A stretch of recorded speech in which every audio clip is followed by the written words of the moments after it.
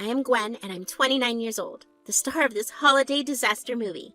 Now, do not get me wrong, I am just an average gal from a small South Dakota town. Life there is simple and cozy, part of a tight-knit community where everyone knows everyone else's business. And that is just the way I liked it. Now, let me introduce you to the main cast, my husband, Nathan, and our adorable little troublemaker, Ronan. Nathan runs a local hardware shop, and our love story is pretty much what you would expect in a small town. You know, people meet, sparks fly, and soon enough, you're planning a life together. Fast forward a couple of years, and we tied the knot and found ourselves in a cute little place.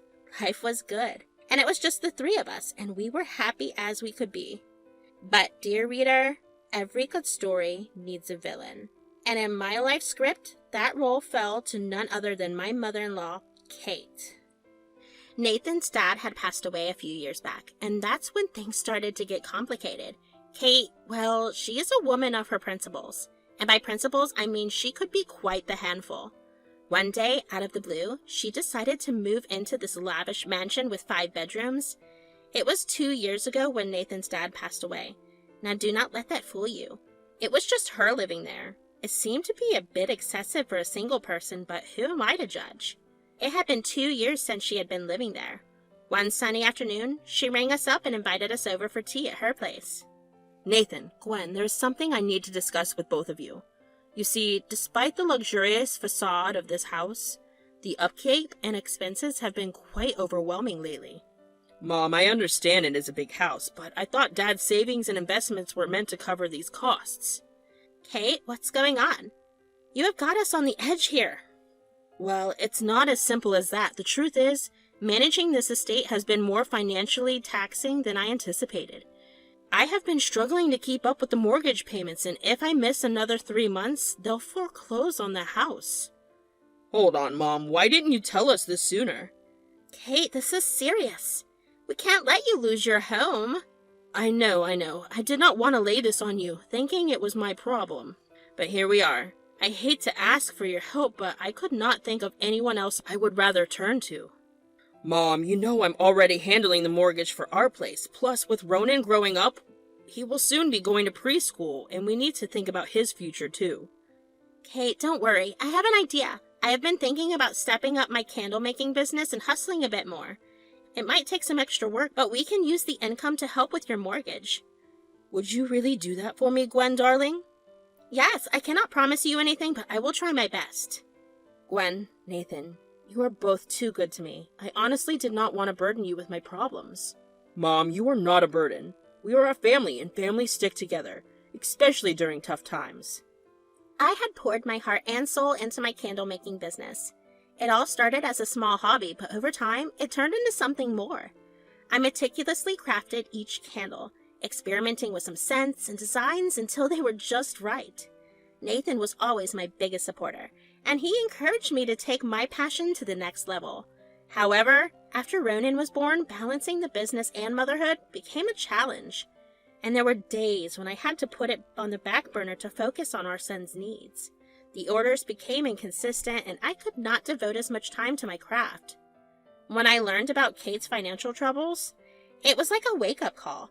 I realized that my family came first, and I couldn't stand by while she faced the risk of losing her home. So I rolled up my sleeves and got to work. I increased my production, creating more candles than ever before. Late nights and early mornings became my routine. I reached out to local shops and markets to expand my sales. Kate had been eager to catch up with me about my candle business. She visited our house quite often, and every time she came by, she found me knee-deep in candles and supplies. One afternoon, she drops in unexpectedly and could not help but share her thoughts. Gwen, these candles look so cheap. No wonder no one's buying them. Did you even put any effort into this? I have been working tirelessly on these, Kate. It's not as easy as you think. Well, it does not look like you're getting any better. Your products need a complete makeover. I have been trying to improve the quality. Maybe I need some more time. Time? Gwen, we don't have time. You have had 2 months already. These candles are not worth a dime. Gwen, you need a reality check. I understand the urgency, Kate. I will do my best to make it work. Your best hasn't been good enough so far. You're letting this house slip through your fingers. Kate's unexpected critique of my candle-making business left me a bit flustered. I have been pouring my heart into it, and after hearing her comments, I was hurt. The problem was that no one seemed to be buying candles during this off-season period. People usually went for these kinds of items more when the holiday season rolled in, like Thanksgiving and Christmas for gifting and decorating purposes. Unfortunately, everything's off-season right now, and sales were slow. I managed to get a few orders here and there, but it was far from enough to cover even a month's worth of mortgage payments. 3 months had flown by, and I could not even gather enough money to cover a single month's mortgage. Nathan and I had already cut down on our own expenses to contribute as much as we could, but it seemed like it was not going to be enough. We were getting anxious and wondering if we would be able to keep Kate's house from slipping away. As the 3rd month approached, I knew there was no way avoiding it any longer. I had to gather the courage to deliver the bad news to Kate. "I'm sorry, Kate. I tried my best, but it didn't work out as planned." "Your best was not even close enough, Gwen. You are not just ruining everything, you are ruining this family. You have certain duties towards me as I am your mother-in-law." "I feel terrible about it, Kate. That was never my intention." "Feeling terrible will not save this house. You should have been more responsible from the start." "Well, they have turned out this way, and now we need a solution." "Here's an idea. With the money I have saved, I could help you pay for a 2-bedroom house for at least 4 months. You do not need to live in such a lavish place." "Don't tell me what to do, Gwen. You worked day and night and could not help us save the house. You are utterly useless, a pathetic excuse for a daughter-in-law. You thought your feeble candle business could fix anything? It is laughable how naive you are, trying to play hero in this family crisis. You are just a dreamer, living in a fantasy world, incapable of handling real problems. You have dragged us all down with your lousy behavior. This is your fault." After that confrontation with Kate, I could not stay in her house a moment longer. I quietly got up, feeling hurt and defeated, and without saying a word, I walked back to our house. Nathan returned from his hardware store. I told him everything that had transpired. His face showed a mix of anger and concern. "This is unacceptable. I need to talk to my mom. She cannot treat you like that, Gwen. You tried to help her, and this is how she thanks you." But I stopped him, convinced that it's my fault. I believe that I was the one who caused her to lose her house, and I did not want to escalate the situation further. So we will let some time pass without talking to Kate.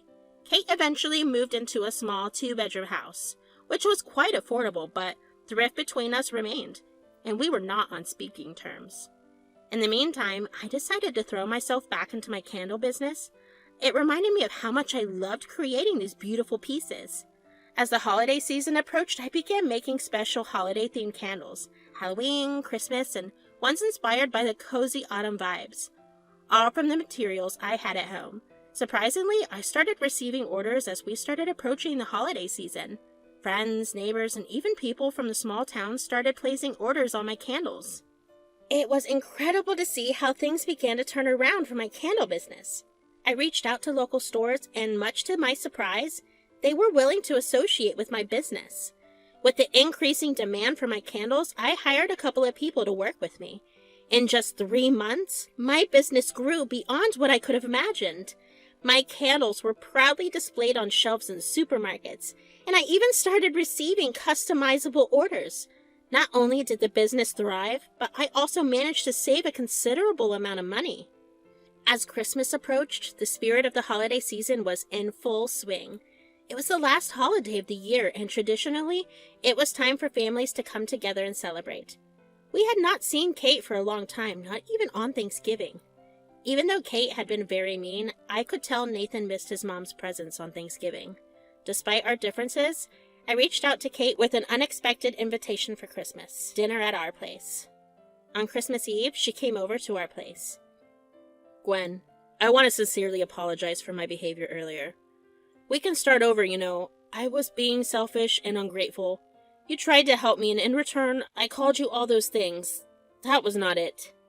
"It's okay, Katie. You lost your house and you were going through a lot. Let us have a fresh beginning." "Mom, have you settled into your new house?" "Yes, I am managing as best I can. Starting fresh can be quite an adventure." "That's good to hear."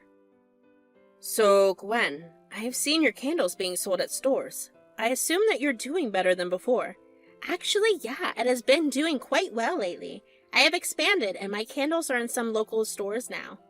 Good for you. Nathan, my dear son, I have a gift for you. Oh, that's thoughtful, Mom. You did not need to. Here you go. Open it. Thanks, Mom. Wow, it's a vintage toolbox. I thought it would be a nice addition to your hardware shop, and here's one for little Ronan, too. Aw, that's sweet, Kate. I am sorry, Gwen. I did not get you anything. It slipped my mind. I was a bit hurt by Kate's attempt to hurt me, but I did not dwell on it too much. It was just the matter of one Christmas dinner, and I was willing to move past it. However, what she did later was something I found truly unforgivable. The dinner went relatively okay, and just as she was about to leave, Kate mentioned that she needed to use the restroom. We waited for her to return, which took a sweet 5 minutes. Then she said her goodbyes and left. When I entered the house, everything seemed normal at first. However, when I walked into my candle-making room, my heart sank. It was a complete disaster. Candles were knocked over and shattered on the ground. The shelves that held my carefully crafted candles were in disarray. Some of my favorite scents were ruined, and the entire room smelled like a mix of wax. It was not just about the money, though that's bad enough, but the fact that someone could disrespect my space like this, well, it was infuriating. I decided to call Nathan over immediately and show him the disaster that awaited us in my candle-making sanctuary. He was just as furious as I was, and we both could not believe what had happened. Our first instinct was to reach out to Kate, hoping for some explanation or, at the very least, an apology, but no matter how many times we dialed her number, it was met with silence. After I put Ronan to sleep that night, I got a late-night text from Katie. You took my dream home away, and now I have taken something precious from you. Consider it payback for what you did. As time cruised on, almost a whole year zoomed by, and Kate remained in this misery, pretty much absent from our lives. We chose not to bother reaching out, and she did not bother either after the Christmas disaster. What she did was enough damage. Nathan kept on doing this thing at his hardware shop, and my candle gig was doing great, bringing in some nice cash. One bright autumn day, as Halloween approached, we decided to take a family trip to a local Halloween festival. It was a perfect outing for us and Ronan, now 3 years old. As we drove along, we passed Kate's old house, the same house she had lost, and my heart skipped a beat. It looked different now, with a for sale sign in front of it. Nathan and I exchanged glances, a mix of curiosity and surprise, and decided to make an unplanned pit stop. Ronan was snoozing away, blissfully unaware in his car seat. When we got back home, I called the number I had taken down from the for sale board. I decided to call that number. The real estate agent on the other end confirmed that the house was indeed for sale. I hesitated for a moment, contemplating the significance of its move. It was a major financial commitment, and buying the house was not just about owning a new property. It was about sending a message, delivering my own version of karma. As odd as it may sound, I wanted to turn the tables on Kate, to show her that I could take her dream house away just as easily as she thought I had taken hers. It was a bold move, but I was ready to make it. I talked to Nathan about it. Nathan, you know we've been talking about buying a house, right? I mean, we both have some savings, and if we combine them, we could buy Kate's old house. It is such a great property, and it will be an amazing place for Ronan to grow up. Plus, it is a good investment in the long run. The house is huge. I could even use a couple of rooms to set up my office and workstation. We will not have to pay for an office separately. Well, Gwen, it's a big decision. I mean, we do have some savings, but buying a house is a major investment. Are you sure about this? I get it, Nathan. It's a huge step, but think about it. This is our chance to move forward away from the past troubles. We have always wanted to upgrade our lifestyle. Also, it's Kate's dream house. We can make it ours, right in front of her eyes. After all she has put us through, this feels like the right move.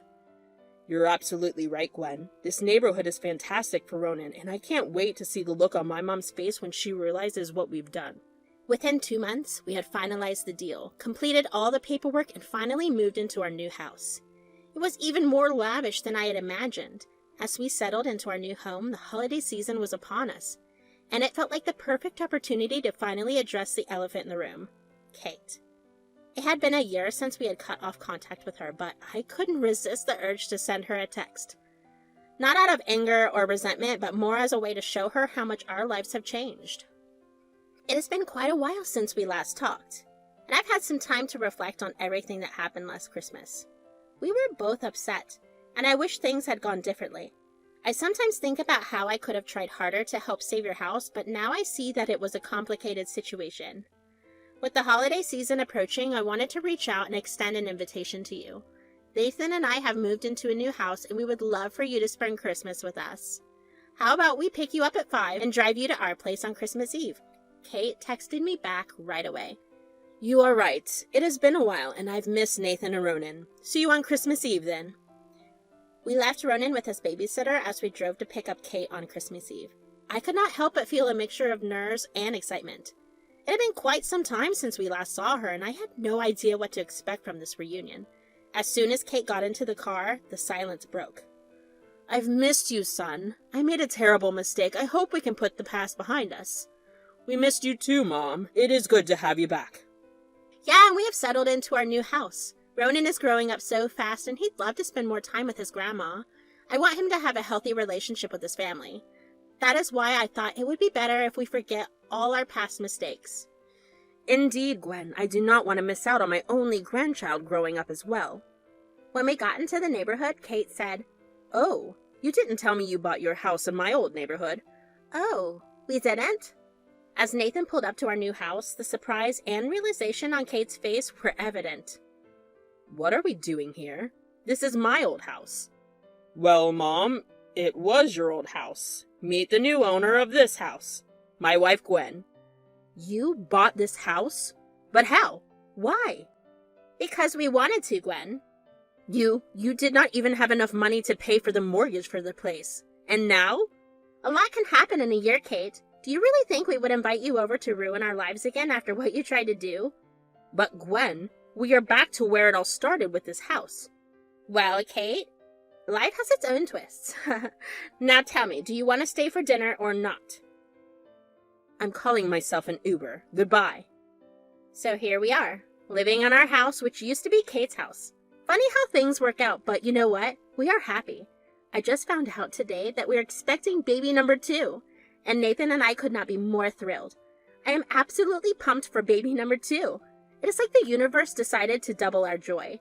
We have got this tiny peanut on the way, and I can already imagine all the adorable baby clothes and those sleepless nights. Oh, and about Kate? Well, she no longer lives in our lives. The last time I saw her was when she left our house in shock. Sometimes you have to let go of the toxic people, even if they're family. It has been liberating, to say the least.